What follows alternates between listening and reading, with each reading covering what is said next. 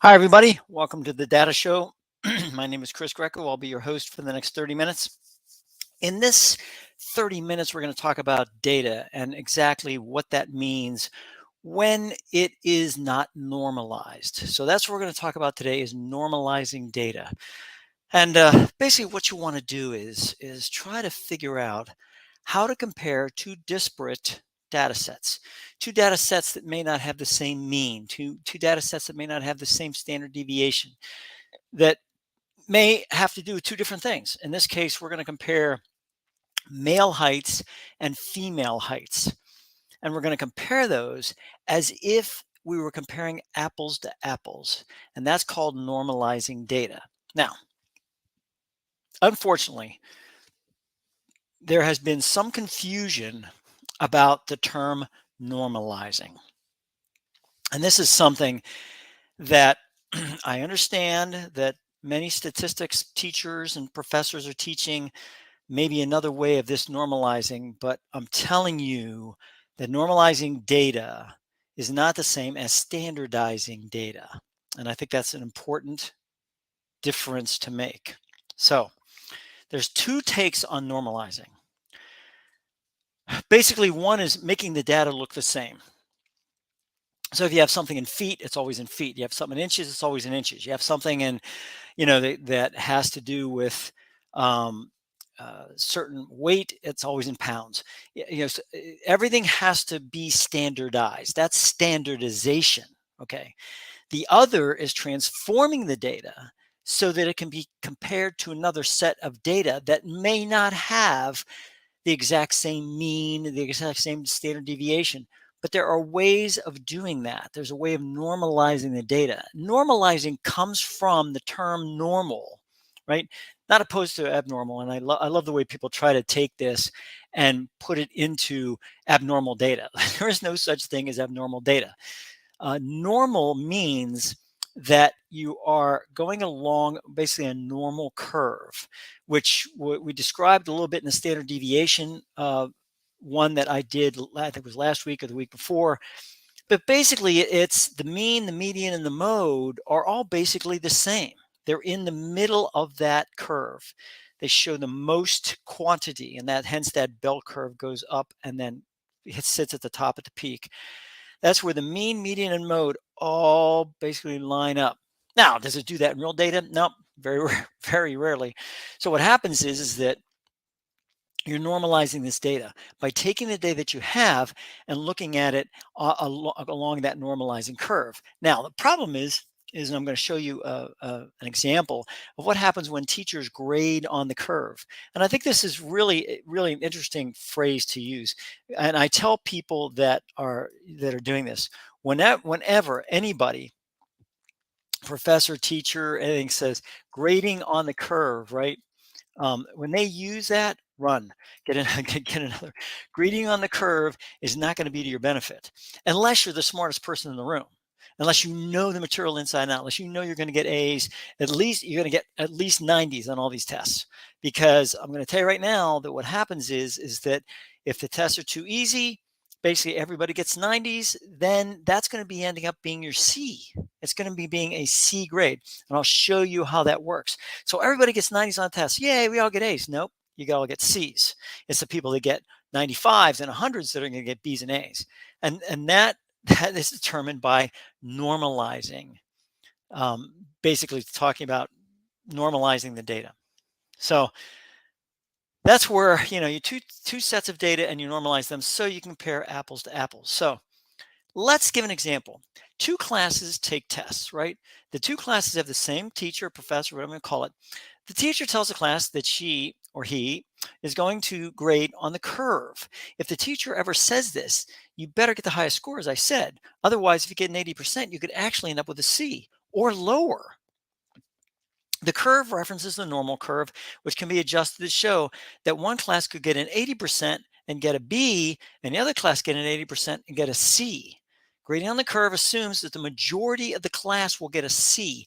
That mode that I was talking about, the quantity, is going to peak at the point where that C exists. That's where you just don't want to mess with that. And let's go straight to the examples and just talk about that for just a second here. So this is, we're going to talk about standard deviations and all that stuff in a second. But we're going to talk about class 1 and class 2. So what I did was I just took class 1 and class 2, and I'm gonna put this up here so you know, so you can see it. So basically, what happens is class 1, class 2. These are the grades from lowest to highest on this one, not lowest to highest on this one. So I'll have to, but mock snakes. So basically, this is class 1, this is class 2. So what I did was, in addition to that, I basically standardized the scores based on the mean and the median, right? Or the mean and the standard deviation. Here's standard deviation, and here's what the mean is. So now here's where the problem exists. And let's take a for instance here. Let's say I'm gonna do average, right? And I take the average score, right? So the average score here is going to be 64. If I do the average here, it's going to be 66. So you have a higher average. But, and this is where the situation exists. Yes, you have a higher average here. But what happens is you have to take each of these and normalize these. So here, what we're going to do is we're just going to go to class number 1. And what I did was I put it into the into a pivot table. And then what I did was I said, okay, where do most of the scores lie? They lie here at the 80. So guess what? Guess what the average score is going to be in this class now? The average score, the C, is going to be at the 80 point. Why? Because this is the peaks. This is how many. Now I know it's only 4 versus 3, but basically this is what the most scores exist. So this is now going to be our score, our average score. So instead of 64, which it should be, what I'm going to change it to is I'm going to change to 80. There's my 80. All of a sudden, see what this does? It changed this. This is basically what they call changing it into a Z-score. So, and the same thing here. So I did class 1 and I did class 2. And see where this is normalized? Where's this normalized? Well, where's the most scores? The most scores are at 70. So 70 is going to be where you're going to have your average. So now you change this to 70. So when I do that, all of a sudden this happens. Now, what does this show me? Well, basically it shows you that 70 is going to be 0 here, which is, these are called Z-scores. Z-scores, and they're done by basically taking A2, which is the, let's say I want to say, okay, if I have a 60 in class number 1, where am I on the curve? Well, I'm here on this curve. I'm at negative 1.21816. Whereas if I get a 60 in this class, I'm at 0.72. Well, I'm closer to the mean. I'm closer to the average. The mode basically is what we're talking about here than this one is, which means this person right here, even though they got a 60, they're going to get a lower grade score than this person's going to get. Same thing here. Look at this one. This one is -2 if they have a 40. Well, that's a 50. So 40, here's 2.43. This is closer again to 0. This person's going to get a higher grade, letter grade, than this person's going to get. So, or slightly higher, could be a plus, like a D plus, whatever it is. So basically what happens is that is what they call grading on the curve. And a lot of people don't realize what happens with this is that, and this is where teachers and professors, they kind of get away with this because basically what they say, well, look at grade inflation. I don't like grade inflation. So basically what I'm going to do is I'm going to grade on the curve, which to me is fair. But basically what happens is it rewards those people that are above that curve. It all depends on your class, right? You can't take an IQ test before you take a class. So basically what happens is you're in the class and all of a sudden everybody is smarter than you. You're trying your best. You get a 70, guess what? If everybody gets 80s and 90s and you get a 70, guess what you're going to get? You possibly could get an F. You may get a D, and you're not going to get anything higher than a C. So basically, and chances are you're not going to get a C with a 70. So basically, you're going to get a D or an F. So now all of a sudden, you're sitting back going, "Do I study harder? What do I do?" Well, basically, no matter what you do, as long as these people are smarter meaning they know how to take a test, they know the material, whatever happens, is it's going to be a hard thing to try to break that curve, to try to get up and do those things that need to be done. So it's a tough road to hoe, but that is called grading on the curve. And that's what normalization does. That's what normalizing does. You can compare two different pieces of data by setting the mode as the mean. So this is your mode right here at 70. What you're setting it that as is a normalized mean. So now all of a sudden everything is like, so now I'm sure people that are taking this course are going to be sitting back going, or taking course, or are listening to this, are going to be sitting back going, gosh darn, I never really understood how I was getting. I mean, I was getting 80s and 85s on tests and I was getting C's. Why is that? Well, because the professor decided that, hey, I'm going to do it this way, which it's standard. It's it's fair to everybody, right? And if you happen to get a 70, then guess what? You're going to get a D, possibly an F. And that's how normalization happens. Now, how do we do that with a situation with this is basically standard deviation with disparate data. What I also did was I also made it so that I made the z-score here. So this is called a z-score, and z is a statistical term, and basically what it means is normalized score. And that's why when I take these and I say, okay, here's a 93, I got a 93 here, and I'm at 79. I get a 93 here, I'm at 1.65. Remember, class 1 was the one that had all the higher, it had all the higher scores. But so what happens is that they're closer to 0. They're actually, if they get a 93, they may not get a B. They could possibly get a C. Here, they're definitely going to get a B, and possibly a B plus or even an A. So this is where it is. And a lot of people sit back and they go, I don't understand, what this is and what that is. And what I always tell them to do is, look, no matter what happens here, you always have the ability to take a look at a normal curve. So what we're going to do is we're just going to look for a normal curve here. But basically, this is the normal curve right here, and this is what we're talking about when we talk about a normal curve. Is this right here? So this is where it's from. And basically what happens is, remember I had that score 1.65. So this is up here like this, okay? Whereas that 0.79 is right here, but they both have 93s. Well, you could sit there and say, guess what? This is now going to be your C right here at the 0.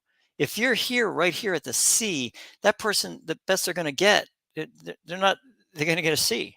This is your area of C. This is your area of B. This is your area of A.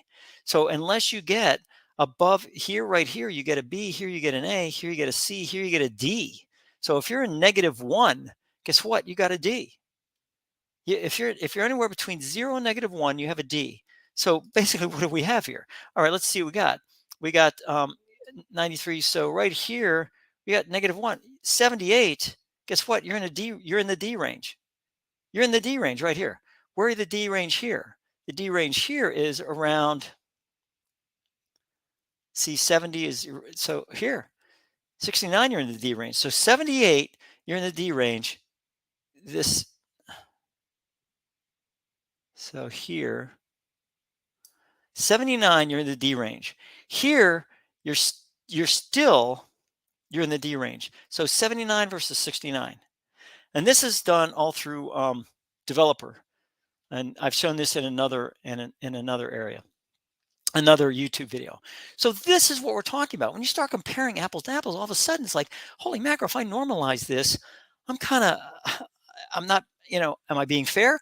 Absolutely, because they're both based on a normal curve. They're both based normal curve, folks. You can't sit there and say, "Well, I'm going to determine who gets, who's the smartest person, who's not so smart." It doesn't work that way. And also, people are not dumb. No one is dumb. No one is not intelligent. No one is unintelligent. Basically, what happens is that people have their niche. I mean, I stunk at trying to figure out combustion engines. Well, the guy next to me who couldn't get a C for the life of himself, had a great job of after high school he would go and he would fix engines. Well, he knew combustion engines like crazy. He could figure it all out. So I mean, I was I got probably a D on that test. He got an A because he knew what was going on. So I mean, there's your situation right there. People are smart in certain areas, not smart in other areas. So here is something that is interesting because this is actually height of males and females according to the census data, census.gov. As a matter of fact, I should have do I have, yeah, here it is right here. So th- this is it right here. What I'm going to do is I'm going to put this thing on a banner and then put that out there. So that's where this is found right here. So this is, I mean, this is pretty amazing when it comes right down to it, right? So now you sit back and you go, well, if I compare males against females, males are going to win every time. Males are going to win almost every single time. Look, I mean, look at this. You have 0 all the way to 62. Then all of a sudden you have 63. Well, here 63 is almost the most that you have.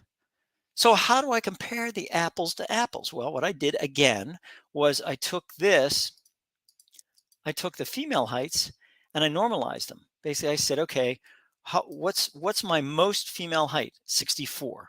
That's my most female height, percentage wise. So that's what I have. Okay, good. That's going to be my mean. That's going to be my mean. What about male heights? What were they? Well, they're at 71. That's going to be my mean. So basically, I've set my mean to other areas, right? And that's what I did. So now when I did that, when I do that, all of a sudden it's different. So I had 71 here because 71 is going to be the highest amount, 15.2. Here it's 64. So I'm going to change this to 64 here as my mean. My standard deviation I'm going to leave the same. And basically now I'm going to compare my male and female. So what do I have? So my z-score here is 1.48 at 73. Here it is at 73 inches here with a mean of 71. See, this is all of a sudden, now I'm in the B range if you were talking about grades, because the females are now being compared in a standard score against males. I am comparing apples to apples by making the mean the same as the mode.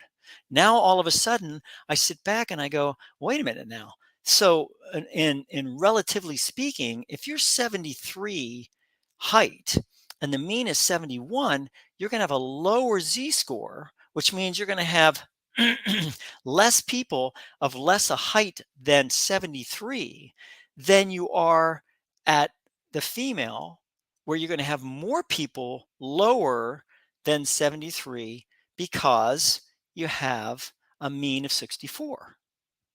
So these are the things when we talk about disparate aspects and we talk about disparate data and we talk about all these different things. That's what we're talking about. And I think that's important to understand and to make sure that you understand what normalizing data is, because otherwise all you're doing is you're just comparing male heights to female heights. Well, males are gonna win. They're gonna win. And because there's more males at a certain height than there are females at a certain height. Now, is that catching up? Probably. Maybe within the next 10 generations, all of a sudden they'll kind of even up. But right now, females are typically average at a lower height than males. Trying to compare those two, it just doesn't work. But if you normalize them, all of a sudden you can compare them and see that at this height, there are more individuals less than this height from females than there are at this height for males. So it just works, right? So I mean, because if you're comparing simple averages, males win out on height, boom. But if you're comparing it by the curve, the females could win based on the mode of that curve. How many are actually at that height? So and that's what we're talking about when we talk about those areas. So, we used Excel to accelerate to illustrate all these areas, and I think that's pretty important to understand. Also, the sampling, you're sampling males and you're sampling females, two different sexes. So basically, there's going to be differences in that data. That's just the way it goes. So basically, what happens is that you're trying to even up those areas as much as possible to be able to make that to be able to compare those two pieces of data in an apples to apples type of situation. Okay, does this produce bias? It doesn't produce bias, and I'll tell you why, is because it changes the mean to the mode, which some people say could be subjective, but basically what you're doing is you're changing that center of that normal curve, the center of the normal curve to match the mode, which it does. The center of the normal curve is the mean, median, and mode all put together. What I'm doing is I'm saying, okay, the mode is the center of that curve. I'm making a normal curve from that. So it's not meant to bias, right? It shows a comparison in a fairer fashion than it would under normal situations. Now, is it fair to do that grade on a curve? Absolutely. It's very fair to do that, because basically you're taking the classes and then you're taking the mode and you're figuring out from that mode what your average is going to be, and then everyone else is based on that average. So I mean, this is good to figure out if tests are too easy or too hard and then be able to adjust accordingly. So I mean, it's a form of weighting, right? We talked about weighting at one point in time. That's usually not mentioned in statistics. It's usually not done in statistics because basically you're changing the data. But are you really changing the data? Well, in some cases, yes, you're changing it from mode to mean. Uh, but basically what you're doing is you're forming a normal curve from that data. That's what you're trying to do. And to me, it tries to make it in a more fair fashion. So normalization is something that takes two different pieces of data, compares them in a like fashion, making the mean the mode. The normalization uses the mode, and that goes over the mean, so that then we can go ahead and just work it from there. The standard deviation is derived from the mode value and used to compare to another mean, to the other mean, or the other mode value. It helps to compare data in order to show a comparison in a relatively objective fashion. So we're trying to use the normal curve as our translation to be able to translate the data into something that is a fair comparison. So, and we talk about bias, so I think that's pretty important. And I want to make sure that we talk about bias from that standpoint, because I think it's, if you don't do that, basically what happens is that you don't understand how data is done. So basically it goes something like this. And let's talk about bias here from what we have. So bias. What is data bias? So bias is something that when we talk about bias and data bias, we talk about following things. So for instance, let's say that I go out and I interview, I don't know, I interview 5 people. And those 5 people, the question I ask them is, what do you think of person X? And 3 of the people say, I think person X is horrible. I think they were a loner. They liked, violence, those types of things. The other 2 people said, I think they were great. There's no problem with them. They were really good friends. They were very nice. They were very kind, whatever else. I take the 3 interviews that said that basically the person was a loner and that was loved violence, and I say, look at this. The individual loved violence and they were a loner. What does that do for me? Well, first of all, it puts that individual in a very, very precarious position because all of a sudden, out of 5 people, 3 said this, 2 said that, but the 2 I'm not going to include. Media does this all the time. Biased interviewing, they do this stuff all the time. They will go out and actually look for people that say what they want them to say and then publish that in order to make the news more newsworthy. And I think what happens is that, and people say, oh no, that doesn't happen. It happens. It happens on both sides of political spectrum, but it does in fact happen. So you get and the same thing with data. What happens in data bias is that people gather data that proves their point. and then they display that data as if that's the only data to be able to show something that they want to show. So you have to be really, really careful of that data bias. And this is, I mean, this is the same as everything. In my book, A Data Analyst Walks into a Bar Graph, which is available on Amazon. This is a shameless plug, but basically, a data analyst walks into a bar graph. I bring up examples about how this sampling, about how, trying to predict something based on current situations does not in any way, shape, or form include those things that could change in the future. And this is something that we always talk about, and we talk about regression to the mean. We talk about regression to the mean as if it's some weird, oh, regression. Oh, yeah, I know what that is. That's a straight line type aspect. But basically, what happens is regression to the mean indicates that that line sooner or later will go back to center.